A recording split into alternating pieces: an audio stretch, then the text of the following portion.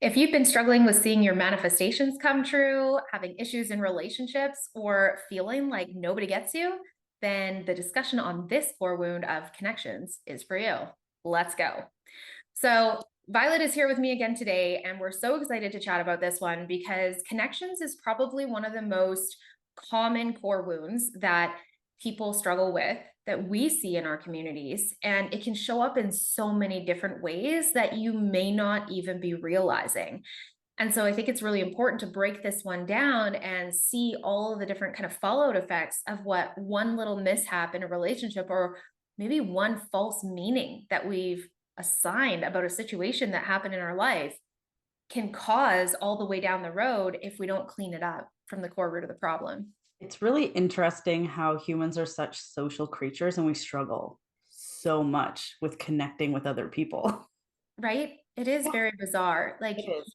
you would think if we're supposed to be social and in community, it would be a lot easier than it is. Yeah. But I actually have a point of view I think we can share about that first, and that our relationships have become so much more complex because not only are there 1,000 more rules than there used to be.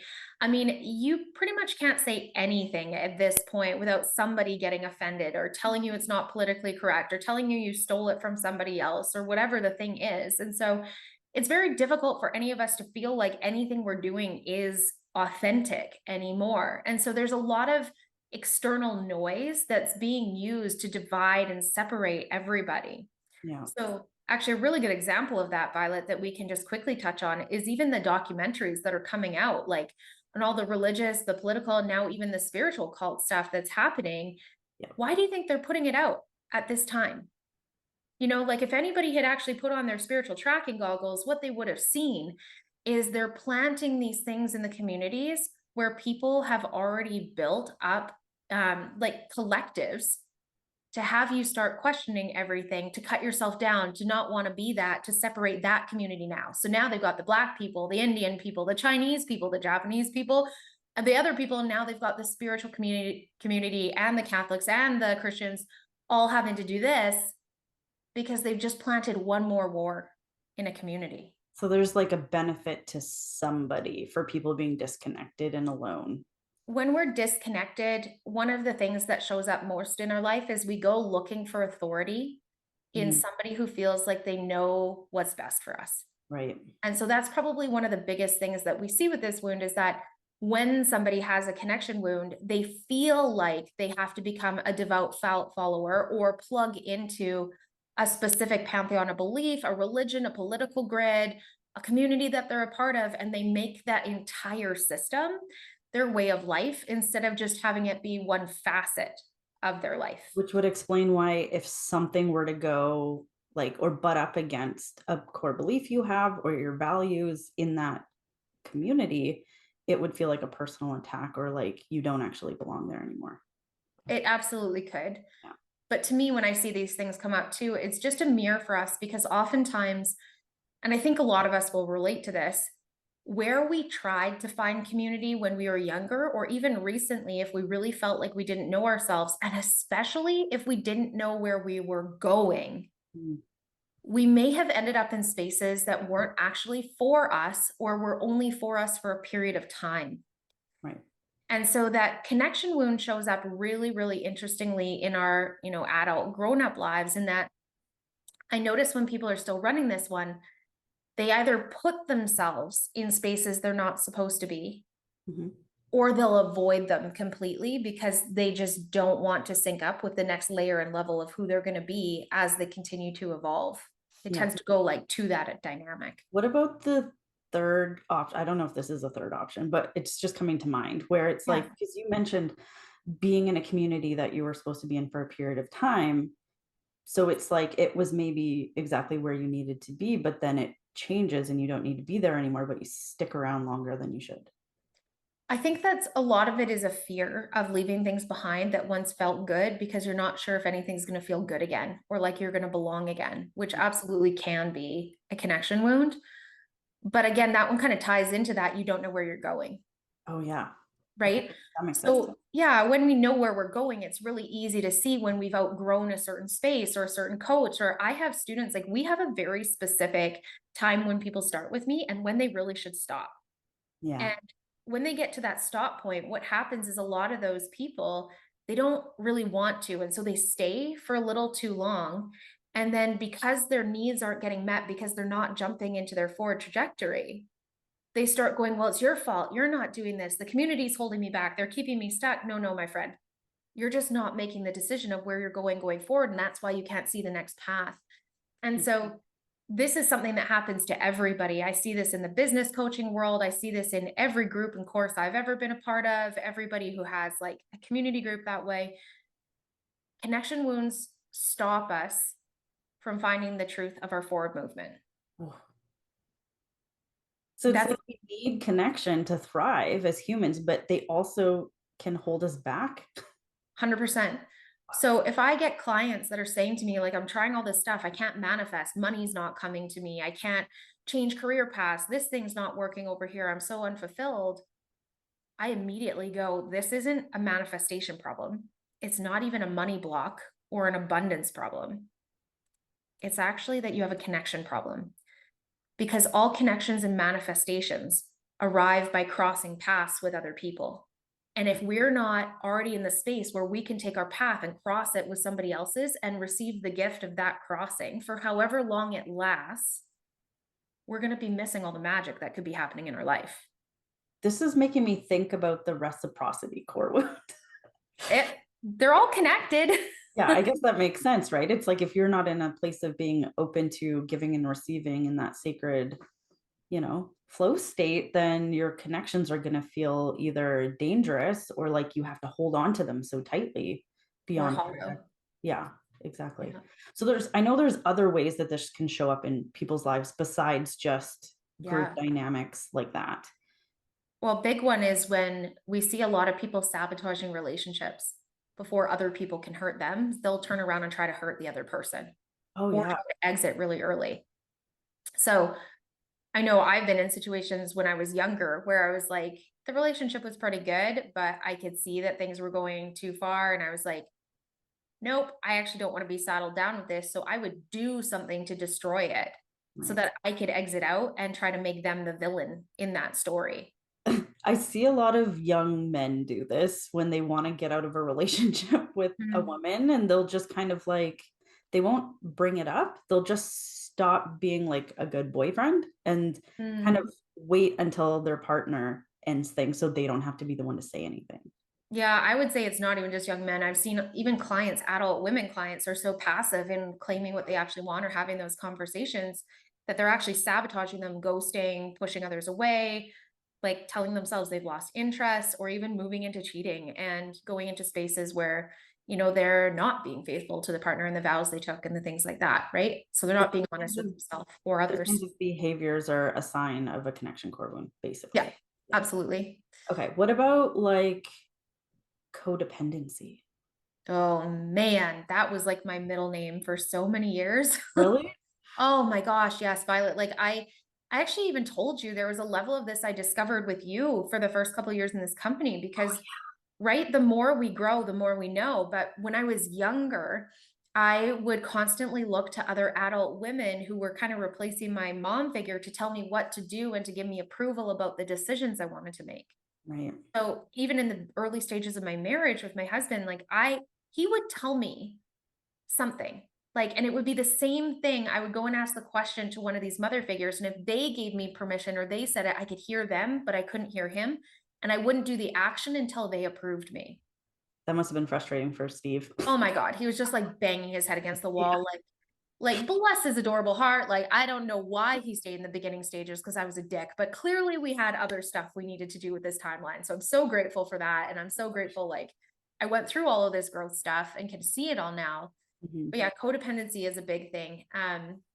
We see this in all types of ways. So this could be with lovers not being able to travel on your own, not being able to make decisions on your own, feeling like you have to constantly consult the other party to gather permission or to gather validation that what you're thinking is the right thing.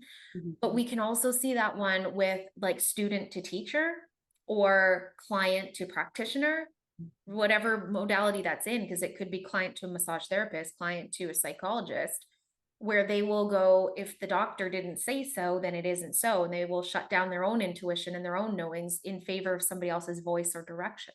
Right. So we can see that one in there.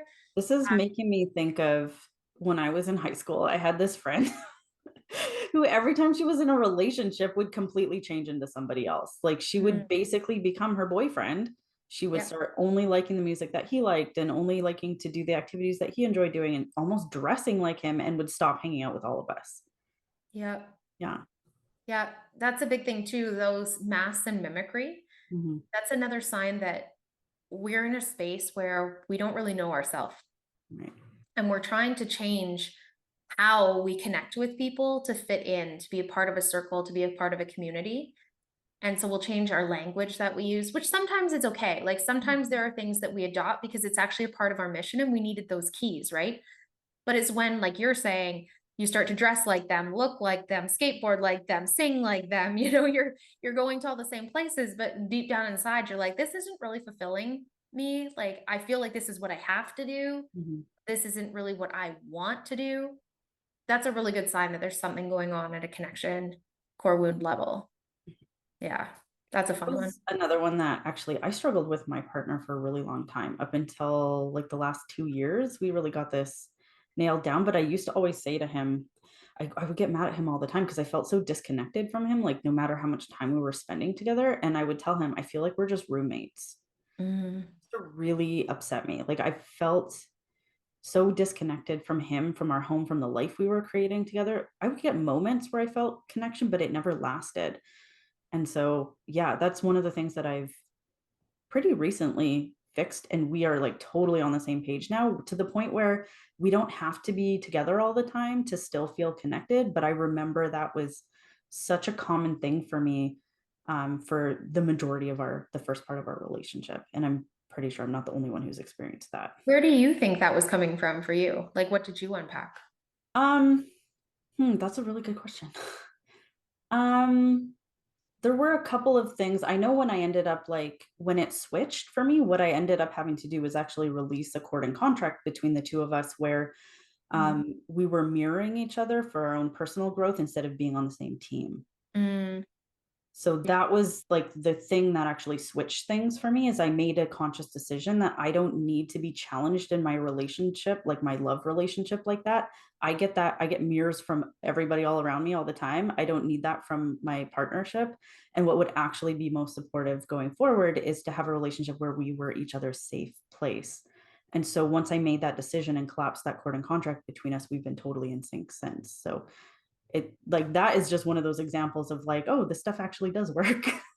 Yeah. Well, and the statement that's coming to mind that I've shared with other clients too is the war doesn't need to be at home. Yes. You know, like the thing that a lot of people don't get is it's a conscious choice to be at war in your own household and with the relationships that you're in because it takes two to fight. Right.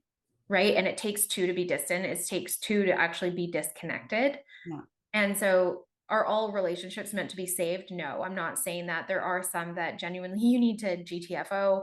They're not healthy. They're not ones that both partners are going to come back.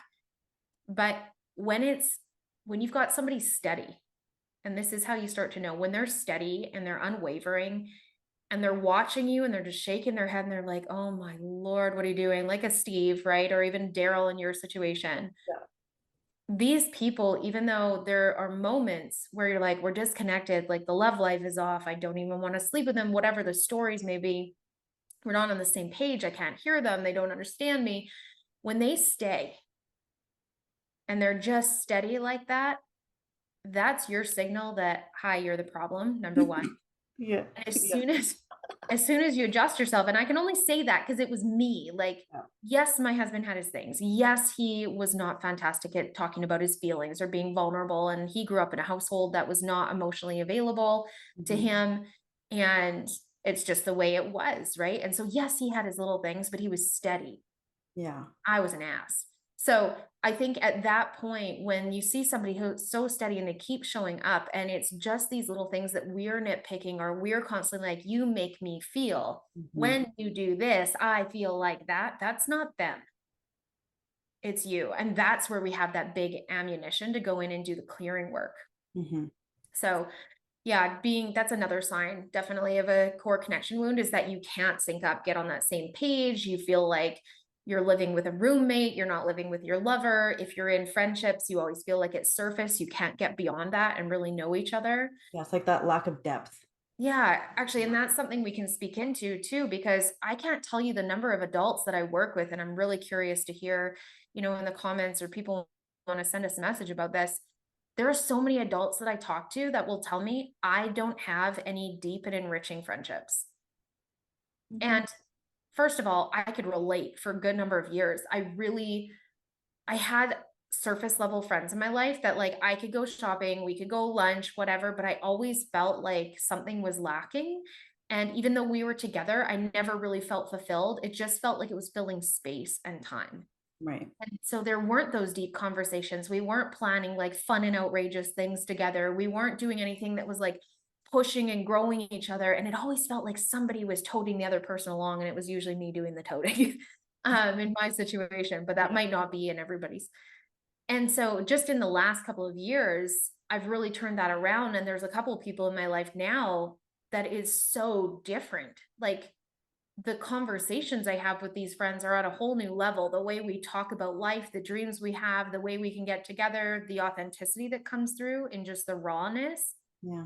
It's like held and supported in a way different way. But I recognize that the reason I couldn't have that before is I truly believed nobody else was at the level I was at. And so it was actually coming from a false hierarchy thing, Mm. where I was so busy. And like, healer practitioners in the room, listen up on this one, please. I was so busy listening to everybody else's problems all day, every day, that it made me feel so distant from so many people, because those weren't my problems anymore. Because you That couldn't I had relate. kind of like, yeah, I had kind of like painted the whole population as being like, this is what they're going through. Like, nobody's at this space where they're manifesting and moving forward. Like, Right. I'm just not meant to have friends, I guess. I'm just meant to lead. Bullshit. Right? Like, I'm just gonna Yeah. call that. But that was the Yeah. subconscious undercurrent running that I had to track and pull apart. And as soon as that came out, like, some really cool people came out of the woodworks into my life. But then like our brain will look for that like proof that your beliefs Absolutely. are true, right? So if that's a belief that you have running and you're not even aware of it or looking at it, you're going to keep seeing examples of people who are not doing the same things as you around you and not being able to relate to them. So Because the more you tell that story, the more your brain wants to say, right, you're right. Because right. whatever you believe, whether it's right or wrong, you're right. Yeah. Okay, so I know we talked about a whole bunch of different things, sabotaging relationships before they can get really deep, isolating, withdrawing, changing, morphing into somebody else, becoming codependent, or keeping everybody away, withdrawing, feeling disconnected, like you just can't sync up with other people. Um, Feeling like a black sheep is another feeling like a one. black, yeah, just like you're so different from everyone and nobody can relate, nobody can understand you. These are all perfect examples of a connection core wound. And then I think there's a couple other ones. Yeah, Something so about the one desires. I didn't touch on yet that I think is just so important is the ones we see when people have issues with certain genders or certain races, um, or certain people's faiths or religions beliefs. So when we're in a space where we just like, whatever it is about them just gets us. So for me, for a lot of years, it was, I couldn't work with men, not as the practitioner, not as the receiver. I wouldn't pick them as coaches. I wouldn't pick them as my people. I always felt threatened. And I always felt like whatever their energy was predatory and sexual towards me. Okay. And that's just how I read it, right? Because of my previous experiences growing up and coming through teen, young adulthood. Right. But I've seen this too with like women feeling like they're in competition with other women to be the skinniest, the prettiest, the smartest, the richest, whatever this is, and creating that false archetype, being this demonized woman in the circle, Mhm. that they're like, oh, I can't be in there. Right. Women piss me off. I have to There's only a, be friends with men, there are right? a lot of women who have problems relating and connecting to other women. I Yeah, don't know if men have that with each other as much. not Like, as much. I yeah, don't, at least in the clients I've worked with, I don't see it as much, like in the like as an conversations I've had with those overarching. men. Yeah. Yeah. But also like with having issues with authority figures, right? Mhm. Yeah. Yeah. Yeah. And then another one that I don't know if people have connected the dots on this. I know you talked about at the beginning problems with manifestation, which doesn't logically seem connected to a connection score wound. But there's this aspect of not knowing, like you said, where we're going, but also what we want and what we desire, and or overriding that to fit in, I feel like. Mhm. Yeah. I've had a lot of really interesting conversations with people over the last couple of weeks. And one of those, because I can speak to anybody who believes anything and I Yeah. can find the common ground, it's one of my superpowers. And one of the conversations was actually about God Mhm. and the belief that only God or only Jesus can heal people. Right. Now I can just feel some people rolling their eyes and being like, oh, we're not fucking going to church. Yeah. Simmer down. Fine. Yeah. Let's go. Um, and I just said, like, straight out of the book, it directly says, if you're like a believer in all of that stuff, that they've placed this magic in you so that you can go on and do more of what they can do. Yeah. And so, Being an expression of God. right, Yeah. which is the same as saying being an expression of source, being an expression of creator, being a descendant of. Mhm. It's the same language. You're just putting different words in there that make you feel more comfortable, and that's fine. It doesn't really matter, right? It's whatever the container and the language is that makes you feel safe and good and thrive and go out in your life. You do you. Anyways, where I was going with this is that manifestation, we're not waiting for Sky Daddy to drop $1 million on our head. Right. Yeah. So if I'm sitting here writing in my manifestation journal, universe, what would it take to receive $1 million, as if by magic, and everything that's in the way of that I destroy and uncreated all times a godzillion, and I'm just sitting here and I'm like, Sky Daddy, universe, where's my $1 million? I'm Waiting trying for, to be the highest vibe version of myself, yeah, just waiting for your magical delivery. right? Like, where's my effing stork? It's Yeah. not coming. Mm. Your manifestations, if you guys really, really think back through every magical occurrence that's happened in your life, have come because you've crossed paths with another person. By following synchronicity, usually. By following synchronicity, every single manifestation crosses paths, creates a connection point, which allows you to receive a next level of something else Every single time. every single time. Yeah. And so this is how it connects, is that so many people are running around trying to be magical AF, trying to make all this stuff work in their life. But what they're not trying to do is deepen their relationships with self and others. And self and others are the delivery vehicles that bring the healing, the energy, the magic, and all of the amazing bridges of consciousness that we're all seeking. And it's the only way through. Right. So I think it's really important to recognize that, yes, all of these core wounds have crossover. They have to. They all work together. And technically, if you want to get really, really deep in all of this, they actually are kind of all one, if you want to look at it from that language. Yeah. But they have slight separations depending on the story you installed in your system and the plot twist that gives of how it shows up in the here and now to help you reprogram your life and get the things that it is that you actually truly desire. Right. So, but let's roll forward a little bit, because if that wasn't enough to prove a point, one of the things that I think is so interesting about each of these core wounds is they have very specific ways that the body tends to tell us that something's wrong on the inside by sending it to the outside that the rest of the world can sometimes even see. And with the Which is what connections, you teach the decoders to it's basically 100% what I teach. decode is all of these core wounds that people are literally presenting on their bodies. Yep. Yeah. Yep. Anytime we're doing something metaphysical, which I think is so cool, whatever we found in the spirit world, if it's a message from a guide, if it's something we think is wrong with our body, if it's something that we think we need to heal, whatever it is we've tracked, if you're right, it will be posted on the external surface of your body. You will be able to see it. It will come as a vertebrae out and a pain there, or a muscle knot, or rashes, or acne, or nail problems, or skin issues, or whatever. Like, your body posts it all to the outside because it's going, see me, see me, see me. And so with the connections core wound, one of the biggest ones I see in this one, and it's typically to the gaining weight side and not able to lose weight side for most people, is that gaining weight. And they have trouble taking it off. Or we'll have people who are so frail that it doesn't matter what they eat, doesn't matter what they do, their body is just sloppy with their metabolism and lets all the nutrients leak out. So we'll see like either really large or really, really tiny, tiny bodies, and there's no in between there. Okay. Another big one is brain fog. That one's bad. Yeah. So brain fog and inflammation, we see a lot of like swelling in these people, a lot of back and neck pain. Like they feel like they're carrying the weight of the world on their shoulders because they have to do it all themselves. They're the only ones that have their own backs, right? Their joints get swollen because they're just tired and they're doing it all. And I see carpal tunnel and tennis elbow in these guys all the time. It blows their minds, but people with connection core wounds, every single time I'll go look at their body and I'm like, does your neck hurt at about this level, C3, C4? And they're like, yeah.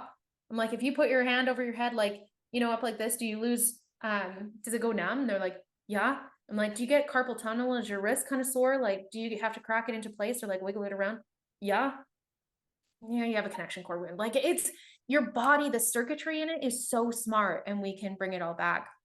But we also see things that are not so fun, like skin rashes and rosacea and acne and fungal infections, bacterial infections, things like that, that just won't clear and systemic. And they keep you separate from everybody else because you don't want to be seen. You don't want to be touched. You feel gross, which is a pretty good indicator that you don't want to be there. So just FYI, systemic viruses, STDs, things like genital warts, herpes, they all fall into connection core wound issues as well. But it's like if it's an ongoing problem, not just like a one-off, totally random. Chronic. Yes. Chronic is the key. Okay. If it's one that just happened because you had an injury and you got inflammation from that, we can't say that that's a core wound problem that it caused it. You could have just literally tripped over a pine cone on a sidewalk. Yeah. Right. There are like reasons we get issues. there really truly is. But it's fascinating all of how the metaphors present so so specifically that way, like the back pain. I'm the only one who has my own back. Like that's really specific. It is, but you have to think about it. People have really been under this fog thinking that we're here to like decode all these mystical messages and that it's going to be so complicated. And we have to go on this huge seeking journey to understand all these signs and symptoms and symbols that are coming our way. Mm-hmm. And it's literally being posted for you right on the surface of your body. You just have to learn to write the metaphor. And as soon as you have the metaphor, you know where it's coming from, you can heal it, you can clear it, and everything just gets better. It's magical. Okay. So let's wrap this up. So someone's like, okay, you're checking all the boxes. I clearly have this going on in my life, almost all of these things you mentioned I'm dealing with. So what do we do about that? Like, obviously, once you can see it, you can start to do something, but what's kind of like the next step or the all-encompassing direction we want to go in? Yeah. So I am a big believer in not running towards clearing right away.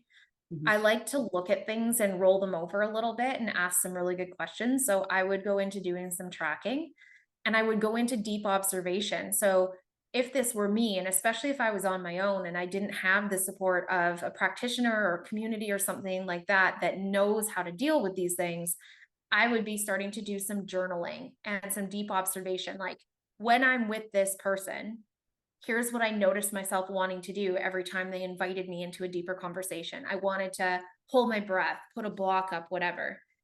So the first step is just awareness of how your body reacts to it and what your typical response is every time these types of opportunities present.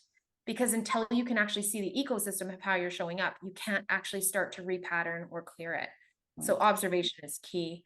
The other thing that I would do is I would start by taking things out of my life that I know just aren't it. Right. Because if we don't leave gaps somewhere in our life, we can't bring in anything new. So if I was a part of a circle or a community or a class, even if I had invested a ton in it and I recognized, holy crap, this is not my thing, I would take myself out of it. Yeah. Like humans have this really interesting thing that they're like, once I've invested, I have to see this all the way through. No, you don't. Like, you don't. No. As long as you're not being flaky and it's coming from a part of empowerment and you're not just leaving because it's hard, but you're leaving because you now understand, who I am now doesn't actually require this thing, or this isn't actually the direction I want to go. Staying in that is actually saying to soul, I don't want your next message. Right. I'm still suffering through this one, right? And So, if you need some tips on how to exit a situation gracefully, we do oh have a yeah, video for that. So we'll link it below. yeah, good call. I forgot we recorded that one. It's pretty good. It It has is some good. really good ideas in there. Yeah. But the other thing I would start to do is I would really take stock of the people in my life that were steady. And that's where I'd start. I would look for the people that were steady. And it doesn't matter who they are right now. It could be your partner, your lover, it could be a friend, it could be a parent, it could be a community member that you've been connected to with something. It could be a facilitator for a period of time. You just want to be careful that you don't build codependencies with them, but you can lean on them for a period of time. That's okay. But I would look for the people who are steady, and I would start spending more time in the presence where maybe I don't feel inspired yet, but at least I feel safe. Yeah. And I would start programming my body to feel safe in connection over and over and over again till it's normal for me. Mm, Those are the first couple of things I would do. There's other things like you could go back through your Akashic records, track, collapse, and clear that stuff down. You could work on clearing cords and contracts. You could do emotional release, and look at like bindings and things like that. You could look at family line oaths, vows, and curses, because those can land on connection wounds and be really common on those cards and contracts. So those are other directions you could go, but those are later. They come after the observation, because until you have the observation and you see how it's showing up in your life, you don't even know what questions to ask to know what to clear. Hopefully that makes sense. yeah. So there's like one final thing that I want to wrap up with, and I'm not even sure that I have the full range of words, but I think you're going to pick up the thread I'm going on. I've been noticing recently how many just like groups in general, especially with us being on the internet, we can interact with people all over the place, but how quickly we as a society are to completely like just cancel somebody for having a difference of opinion than us, or maybe they have something going on that isn't very, like you could call it toxic, like toxic behavior, different beliefs and things, but it's like we completely take that person, we stop seeing any good in that person and completely shut them out and say, I'm not going to talk to this person at all, or they're evil, or whatever it is in that way. And I've been really noticing it. Like I've always noticed it, but I'm especially noticing it a lot in the last like year or two, how much we are quick to just completely um almost like throw the baby out with the bathwater with people. And I know there are nuances to this and there's levels, and sometimes people are doing really awful things and we need to remove ourselves from that situation. But what I'm talking about more is people who have done maybe some really awesome things for humanity, but then they have this one belief that is maybe a little outdated or not really helpful for where we're going as a species, and everybody gets on the bandwagon of just hating that person and writing them off altogether. And I think it's like an example of a wider picture of what we're moving through as a society, and potentially this connection core wound, and how if we can start to see how we're doing this, that perhaps we could actually heal it as a group and move into whatever the next stage is after we stop being, held back by this situation. I don't know if that makes sense, but Yeah, what's coming to mind to just add to this conversation and let people kind of mull over is I notice in general the types of people that tend to go into that this or that thinking are people that tend to stick in something we call gap thinking. Now, I didn't generate that. There's no. a couple of people that talk about it. There's a really good book called The Gap and the Gain. If you guys want to go read it, it's fantastic. But it talks about gap people, and what they do is they're constantly measuring the space from where they are to where they want to go as a negativity, and they're never measuring the wins. And they don't just do that for themselves, they attach it to other people as well. Mhm. And so people in the gap mentality are also what we would kind of pull in our control dramas that we talk about. Like they tend to sit in the victim or the interrogator, pointing the finger. It's your problem. The world did this to me. This is why I can't do this. The society is doing this. The world's at war with this. And they're constantly like their vision is on everything that's wrong. Yeah. And what people don't realize is that a mission built on wrongness never lives.